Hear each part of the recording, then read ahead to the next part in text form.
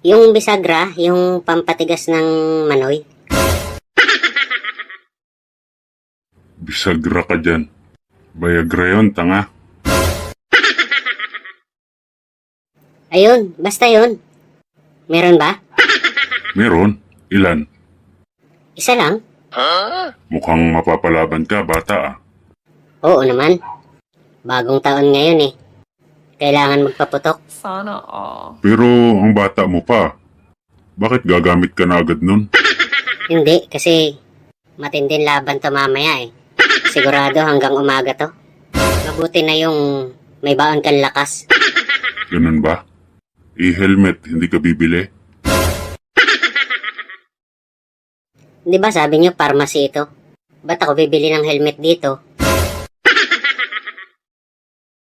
Tsaka wala naman akong motor. Bike nga, hindi ako makabili. Motor pa kaya? Hindi yan ang sinasabi ko. Yung pambalot sa manoy. Anong pambalot? Baka yung lumpia wrapper ang sinasabi nyo? Hindi yun. Napanood mo ba yung patalastas ni Binoy? Di ba sabi niya doon? Bago proteksyon, umaksyon.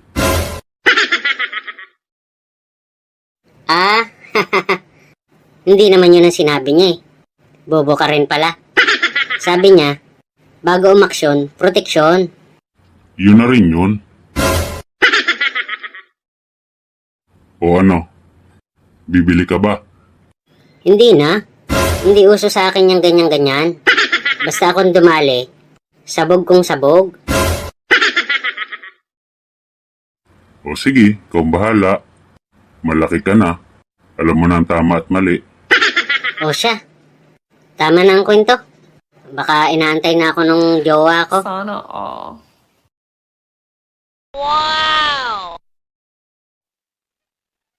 O anak, dito ba magbabagong taon yung boyfriend mo? Opo, Nay. Hello po, tita. Happy New Year po. Happy New Year din naman. Oh, no, no, no, no.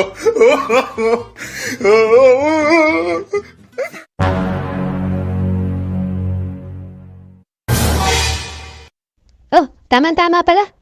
Andito na tatay mo. Sabay-sabay na tayo kumain. Aba, anak. Hindi mo naman nasabi na makadyos pala tong boyfriend mo. Nagdadasal pa bago kumain. Tisay, hindi mo naman sinabi na sa pharmacy pala nagtatrabaho ang tatay mo. Oh, ano naman masama doon? Tisay, kunin mo muna yung samurai ko doon sa cabinet. Bakit po, tay? May kakatayin lang ako.